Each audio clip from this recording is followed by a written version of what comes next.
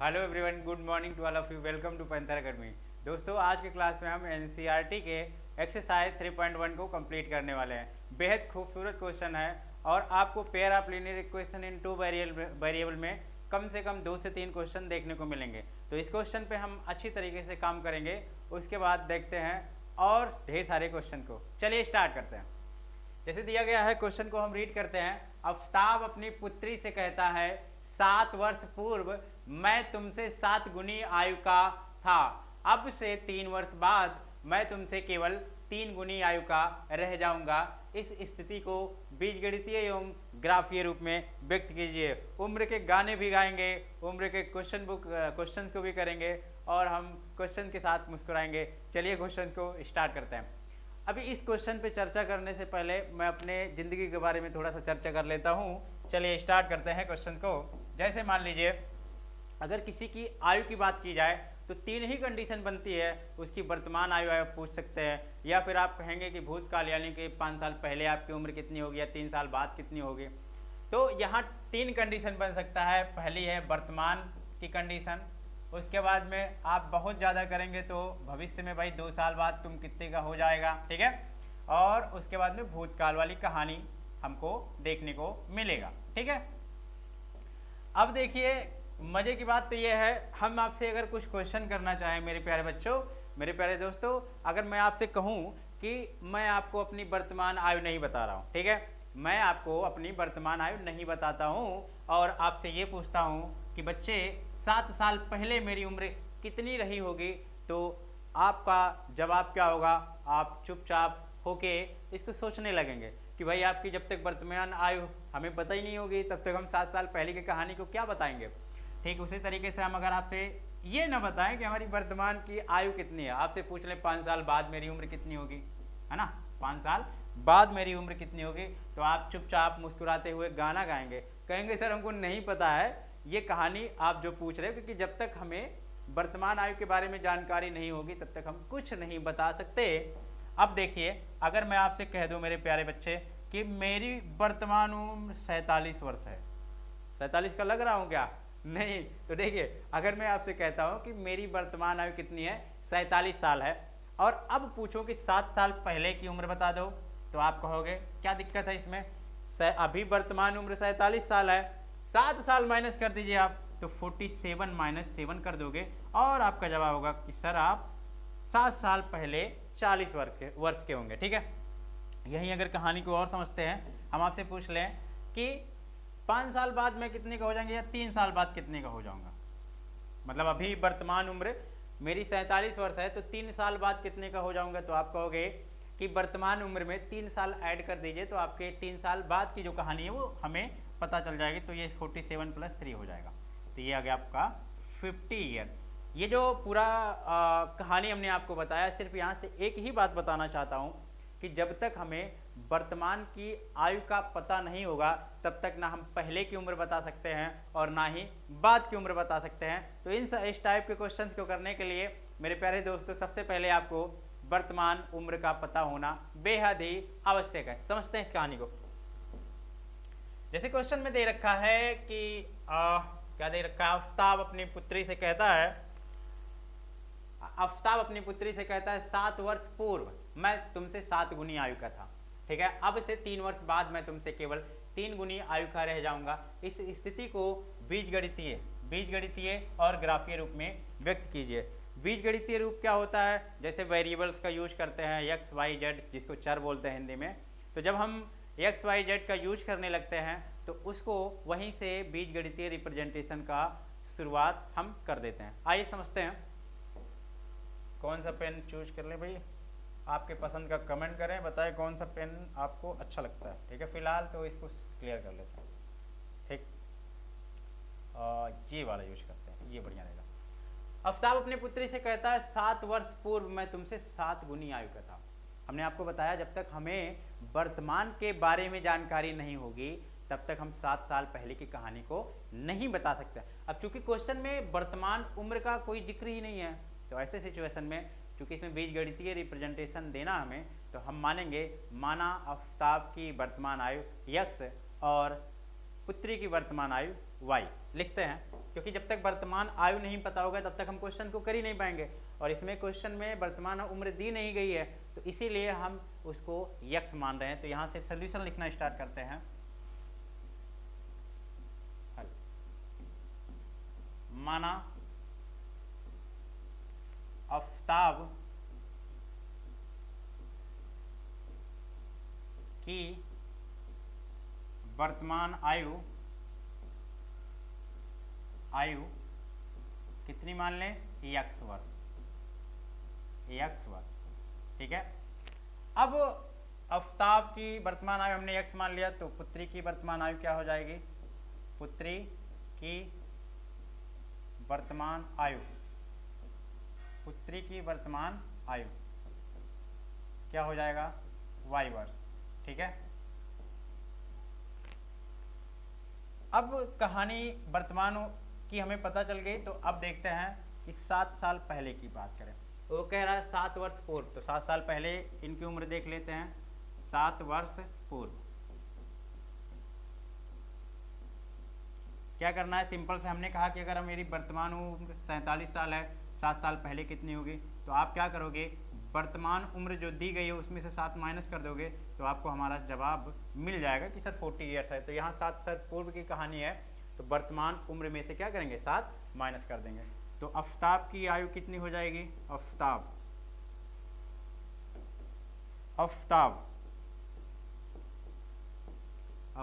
की आयु 7 वर्ष पूर्व की कहानी। तो हम क्या करेंगे, जितनी वर्तमान उम्र दी गई है उससे 7 माइनस कर देंगे, तो हमें 7 साल पहले की कहानी पता चल जाएगी। तो अभी पुत्री की आयु की भी बात कर लेते हैं। 7 साल पहले पुत्री की आयु, पुत्री की वर्तमान आयु हमने y माना है, तो भी क्या कर देंगे, y माइनस 7, ठीक है। अब और क्वेश्चन को पढ़ते हैं। क्वेश्चन में दे रखा है कि 7 वर्ष पूर्व की उम्र हमने देख ली, तुमसे 7 गुनी आयु का रह जाऊंगा। जैसे देखिए इस बात को समझिए, आगे लिखेंगे प्रश्नानुसार,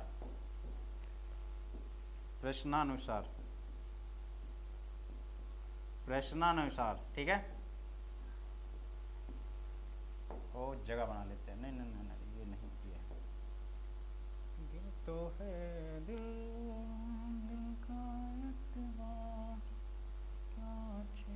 ठीक है। देखते हैं प्रश्नानुसार, ठीक है। क्या है, मान लीजिए ये आफताब की उम्र है x माइनस 7, चूंकि हमें समीकरण बनाना है इसलिए हम यहाँ इक्वल का साइन लगाते हैं, और ये हो गया y माइनस 7, ठीक। ये है आफताब की उम्र, और ये है पुत्री की उम्र,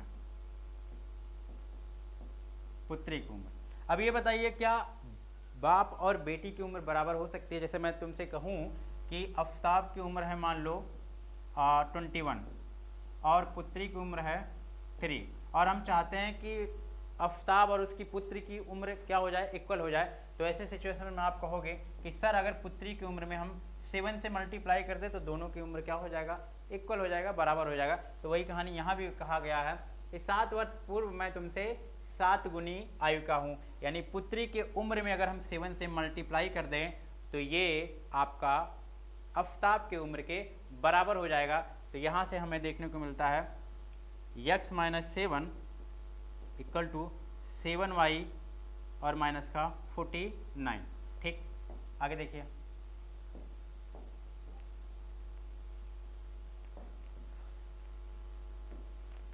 और इसको सॉल्व करते हैं, तो ये हो जाएगा x माइनस 7 और इक्वल टू 7y माइनस का 49, 7i इधर ले आइए, तो x 7y इधर आएगा तो प्लस का 7i माइनस का 7y बन जाएगा, तो माइनस का 7y इक्वल टू माइनस का 49, और माइनस 7 उधर जाएगा तो प्लस 7 बन जाएगा। तो x minus 7y equal to क्या आ जाएगा, माइनस का 42, इक्वेशन नंबर फर्स्ट। उम्मीद करते हैं यहाँ तक की कहानी समझ में आई। अब आगे पढ़िए क्वेश्चन में, अब से 3 वर्ष बाद, 3 साल बाद की बात करते हैं। 3 वर्ष बाद, ठीक है। तो तो 3 वर्ष बाद की कहानी होगी। अगर मैं आपसे कहता हूँ कि मेरी वर्तमान आयु 47 है, तो 3 वर्ष बाद कितनी हो जाएगी? तो आप कहेंगे सर 47 में 3 ऐड कर दीजिए, तो ये आपका 50 हो गया 3 साल बाद। तो ठीक उसी तरीके से अगर हम इनके 3 साल बाद की बात करें, 3 वर्ष बाद, तो आफ्ताब की उम्र हो जाएगी, वर्तमान में 3 साल ऐड कर दीजिए, आफ्ताब की उम्र हो जाएगी, आफ्ताब की आयु 3 साल बाद क्या होगा? वर्तमान उम्र में 3 ऐड कर दें तो x+3 हो गया। और पुत्री की आयु हो जाएगी, पुत्री की आयु, पुत्री की आयु क्या हो जाएगा? y+3। राइट, उम्मीद करते हैं यहां तक समझ में आएगा। अब प्रश्नानुसार देखते हैं प्रश्न हमारा क्या कह रहा है। प्रश्नानुसार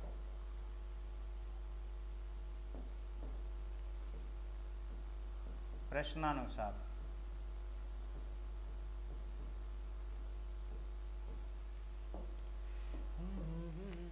प्रश्नानुसार अब से 3 वर्ष बाद कहानी हमने देख लिया। मैं यानी आफ्ताब तुमसे केवल 3 गुनी आयु का रह जाऊंगा। तो आफ्ताब की उम्र हो गई x+3 और उसकी पुत्री की उम्र हो गई y+3। राइट, ये है पुत्री। और चूंकि हमें ये चैप्टर ये pair of linear equation in 2 variable, यानी हमें समीकरण बनाना है, तो उसके लिए क्या करना पड़ेगा? क्वेश्चन में कहा है कि मैं तुमसे केवल 3 गुनी आयु का रह जाऊंगा। तो ये है आफ्ताब की उम्र और ये है पुत्री की उम्र।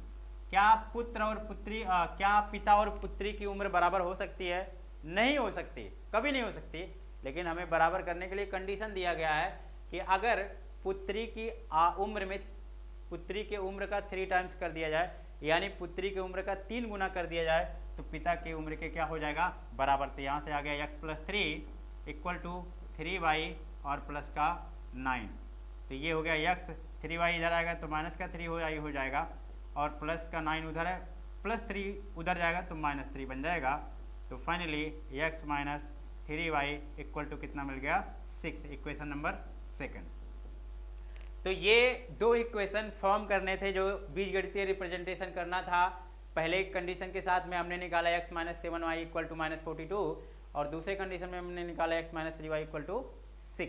ठीक है, अब इन्हीं दोनों समीकरण को लेके हम ग्राफ बनाने जा रहे हैं। मेरे प्यारे बच्चों, ग्राफ का क्वेश्चन आपके एग्जाम में पूछा जाता है, तो आप प्रॉपर तरीके से ग्राफ को कैसे फॉर्म करना है, कैसे ग्राफ को बनाना है, आप एक एक करके इक्वेशन की मदद से समझेंगे। चलिए स्टार्ट करते हैं।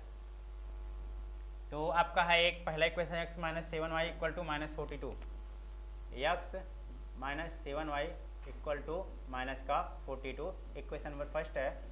इक्वेशन नंबर सेकंड आपके पास गिवन है x - 3y = 6, x - 3y = 6 है ना। Equation number second. सबसे पहले आप क्वाड्रेट बना कार्तीय तल जिसको बोलते हैं, कार्तीय तल बना लीजिए। तो ये आपका हो गया, अरे ओहो, बना लेते हैं हम फ्रेम। ये कलर सही रहेगा, ये वाला, ये ठीक रहेगा। ठीक है, और यहाँ बना लेते हैं।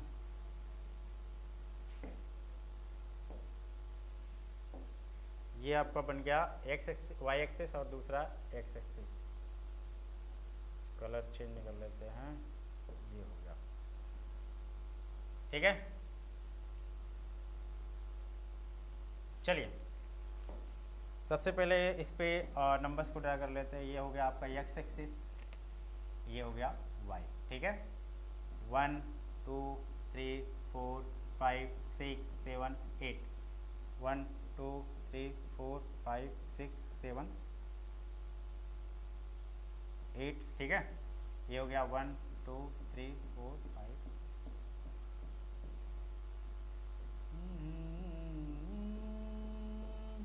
1 2 3 4 5 6 7 8, -1 -2 -3 -4 -5 -6 -7 और माइनस का 8।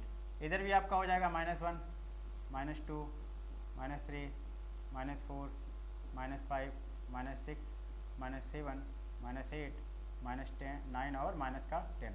ये हो गया 1 2 3 4 5 6 7 8। ठीक है, समझते हैं कहानी को। जैसे हम पहले इक्वेशन को लेके चलते हैं, ये हो गया x minus 7y equal to minus का 42, राइट। तो इसको रिप्रेजेंट करने के लिए चूंकि इसका स्ट्रेट लाइन आएगा, सीधी रेखा आएगी, तो ऐसे आप बॉक्स बना लीजिए हमारे साथ। हम आपको सिखा रहे हैं, है ना बेटा, तो सीख लीजिए। ठीक है, हमने यहाँ x लिखा, यहाँ y लिखा, ठीक है। तो हम क्या करेंगे, यहाँ से इस समीकरण के लिए जो लाइन बनेगा, जो सीधी रेखा बनेगी, उसको बनाने के लिए हम करेंगे क्या, सबसे पहला काम कि x की हम अलग अलग वैल्यू रखेंगे, उसके हिसाब से हमें y की वैल्यू मिलेगी। तो हमें x और y एक बिंदु मिलेगा, और इस तरीके से कई बिंदु मिलेंगे जिनको हम क्या कर देंगे, मिला देंगे। तो यहाँ हम रखते हैं अगर x की वैल्यू 0 रखते हैं। अब x की वैल्यू रखना क्या क्या है वो भी हम आपको बताएंगे। अगर x की वैल्यू 0 रख दे रहे हैं तो -7y इक्वल टू क्या हो जाएगा, माइनस का 42, है ना, माइनस का 42। अब 0 उधर ले जाओगे तो कोई मतलब नहीं है, जोड़ने घटाने पर वही वैल्यू मिलेगी। तो माइनस का 42 और माइनस से माइनस कैंसिल हुआ, तो y इक्वल टू कितना आ गया, 42/7। तो y की वैल्यू कितनी आ गई, 6। तो जब हमने x से 0 लिया तो y कितना मिला, 6 मिला। ठीक, अब देखिए आगे की कहानी। हमें x की ऐसी ही वैल्यू लेने हैं जो उधर जाने के बाद चाहे जोड़ा जाए चाहे घटाया जाए, घटाने या जोड़ने के बाद 7 से वो डिवाइड हो जाए, क्योंकि y का जो कोफिशिएंट है, गुणांक है 7 है, तो 7 से वो डिवाइड होना चाहिए। तो देखिए इसके लिए हम x की क्या वैल्यू ले लें कि वो 7 से डिवाइड हो जाएगा इधर जाने का। तो अगर मान लीजिए x की वैल्यू हम 7 ले रहे हैं, कितना ले रहे हैं, 7, तो यहाँ 7 लिखेंगे, तो 7 - 7y इक्वल टू माइनस का 42, है ना। तो 7 उधर जाएगा तो माइनस का 7 बनेगा, तो माइनस का 7y माइनस का 42 और ये माइनस का 7, तो माइनस का 7y, तो ये हो जाएगा माइनस का 49। अब देखिए आराम से जो y की वैल्यू आएगी वो 7 से ये डिवाइड होने के बाद मिलेगी। तो माइनस से माइनस कैंसिल हुआ और y इक्वल टू 49 अपान क्या हो गया, 7, तो 7 7 जा 49। तो यहाँ से माय डियर स्टूडेंट, मेरे प्यारे प्यारे बच्चों, y की भी वैल्यू कितनी आ गई, 7। अगली वैल्यू देखिए हम क्या लेते हैं। अगली वैल्यू अगर मान लो हम -7 ले रहे हैं, कितना ले रहे हैं, -7, तो -7 उधर जाएगा, +7 बनेगा, तो आपका माइनस का 35 बचेगा, और 35 7 से क्या हो जाएगा, डिवाइड हो जाएगा। तो लिख लेते हैं हम, क्या है, x की वैल्यू -7 ले लेते हैं। तो लिख लेते हैं -7 यहाँ रखेंगे, माइनस का 7y इक्वल टू माइनस का 42। -7 उधर जाएगा तो -7 + 7 बन जाएगा, तो ये माइनस का 42 और प्लस का 7, तो -7y इक्वल टू माइनस का 35। माइनस से माइनस कैंसिल हुआ, तो 7y इक्वल टू 35, तो y इक्वल टू कितना आ जाएगा, 35/7। तो 7 5 जा 35, y इक्वल टू कितना आ गया, 5, y इक्वल टू कितना आ गया, 5। ठीक है, इस तरीके से किसी भी समीकरण से हम पॉइंट्स को निकालते हैं। अब पॉइंट्स को निकाल लिए हैं, इनको रिप्रेजेंट कर देते हैं। कैसे, हमारे पास जो पॉइंट आया है हमने यहाँ लिख लिया है, कर लेते हैं भैया। ओहो पूरा मिट गया, ठीक है। देखिए जो पॉइंट मिला है, पहला पॉइंट 0,6, दूसरा पॉइंट मिला है 7,7 और तीसरा पॉइंट मिला -7,5। अब देखिए ये जो पहली वैल्यू लिखी रहती है, x पे चलना होता है और बाद वाली वैल्यू y पे। तो 0,6 कहाँ मिलेगा, x पे यानी यहीं चलेंगे हम, इससे आगे बढ़ ही नहीं सकते, यहीं चलेंगे। और दूसरा ले लेते हैं, कौन सा ले लेंगे, x पे यहीं चलना है, y पे कितना चलना है, 6, और वो भी प्लस का 6। तो जो पॉइंट मिलेगा यहाँ मिलेगा, और ये पॉइंट होगा 0,6। अगला पॉइंट x पे चलना है 7 और y पे चलना है प्लस का 7। तो x पे प्लस का 7 चलेंगे, यहाँ आएंगे, और y पे प्लस का 7 चलेंगे तो यहाँ आएंगे। अब जिंदा रहने के लिए एक मुलाकात ज़रूरी है जन्म, तो इनको मुलाकात करवा देते हैं। और जब मुलाकात करवाएंगे तो ये जो पॉइंट मिलेगा आपका, हो, ये जो पॉइंट मिलेगा आपका, ये 7 कामा क्या होगा, 7 होगा। ठीक है, यहाँ दोनों मिलेंगे तो ये हो जाएगा आपका 7,7, क्योंकि 2 पॉइंट हमें मिल चुके हैं। ठीक है, अगला देखिए, ये पॉइंट यहाँ मिला है और अगला पॉइंट वहाँ। तीसरा पॉइंट, x पे -7 चलना है और y पे 5। तो x पे -7 तो कहाँ आना पड़ेगा, -1 -2 -3 -4 और यहाँ -7 मिलेगा। y पे कितना चलना है, 5 चलना है, तो y पे अगर 5 चलना है तो कहाँ चलना पड़ेगा, y पे +5, तो ये अभी दोनों मिलेंगे कहाँ, मुलाकात करा दीजिए, एक मुलाकात ज़रूरी है, ठीक है। तो मुलाकात हो गई इनकी, तो जहाँ मुलाकात हुई उस पर आया -7, ठीक है माय डियर स्टूडेंट। अब देखिए इन पॉइंट्स को हम जोड़ देंगे और जोड़ देंगे तो ये आपका स्ट्रेट लाइन मिल जाएगा। तो ये फाइनली आपका होगा ये इस तरीके से, और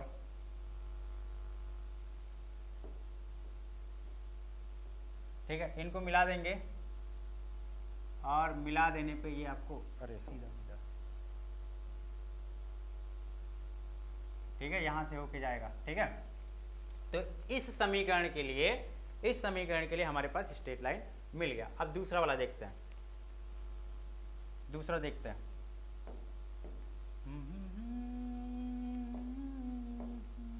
दूसरा वाला देखते भैया। दूसरा हमारे पास दिया गया है x - 3y = 6। इसके लिए भी बॉक्स बना लेते हैं, ऐसे बड़ा सा बॉक्स बना लिया। ये आपका x रहा, ये y रहा। x की वैल्यू जो भी रखना है कि उधर जाने के बाद वो 3 से डिवाइड हो जाए। पहले तो x की वैल्यू 0 रख लेते हैं, 0 रखेंगे तो 0 - 3y = 6 है ना। तो अभी क्या है, 0 उधर जाने के बाद 6 ही रहेगा, तो -3y = 6 और यहाँ से 3 × 2 = 6, तो y = कितना आ गया, -2। तो y = -2 जब हमने क्या लिया, x की वैल्यू 0। अगला देखिए x की वैल्यू और क्या ले लें, अगर x की वैल्यू हम क्या ले लें, 3 ले लें, तो देखो कहानी क्या हो रहा है। तो 3 - 3y = 6, तो 3y उधर जाएगा, +3y उधर जाएगा, -3y हो जाएगा, तो -3y = 6 -3, तो -3y = क्या आ जाएगा, 3, और यहाँ से कैंसिल होने के बाद y की वैल्यू कितनी आ जाएगी, -1। तो y कितना मिल गया, -1। अगला वैल्यू देख लीजिए। अगर मान लो x की वैल्यू हम 3 ले रहे हैं, नहीं 3 तो ले चुके हैं, -3, x की वैल्यू -3 लिख लिए। अगर तो x की वैल्यू -3 हमने लिया, -3 यहाँ पुट करेंगे तो -3y = 6, -3 उधर जाएगा तो +3 बनेगा, तो 6 + 3, तो -3y = क्या हो जाएगा, 9, और y = 3 3 जा 9, -3 मिल जाएगा। तो ये भी क्या मिल गया, -3। अब इनको रिप्रेजेंट कर देते हैं, इन पॉइंट्स को। हमारे पास पॉइंट क्या क्या मिला है देख लेते हैं।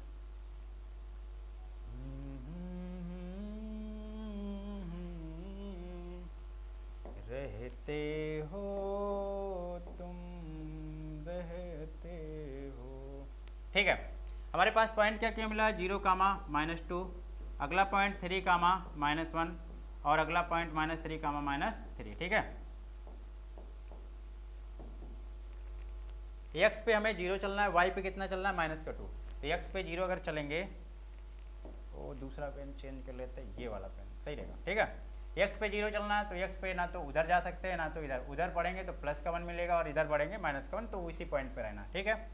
y पे कितना चलना है, -2, तो y पे नीचे आएंगे, यहाँ आपको पॉइंट मिलेगा, यहाँ आपको क्या मिलेगा, पॉइंट, ये वाला मिलेगा। ये तो ऑलरेडी यूज हुआ है यार, कौन सा ले लें, चैट बॉक्स में कमेंट करके आप ही बताएं, वही रहने देते हैं, ठीक है। तो ये पॉइंट आपको मिल गया, कौन सा पॉइंट मिला, 0, -2, ये 0, -2। अगला क्या है, 3, -1, तो x पे 3 चलना है, y पे चलना है -1, तो x पे 3 चल रही है, यहाँ आ गए, और y पे कितना चलना है, -1, तो y पे -1 नीचे आएंगे। अब चूंकि बिना मुलाकात कराए हम रह ही नहीं सकते, क्योंकि हम एक अच्छे इंसान हैं, तो इनका मुलाकात करा दिए, और मुलाकात कराने के बाद जो पॉइंट मिला 3, -1, ठीक है।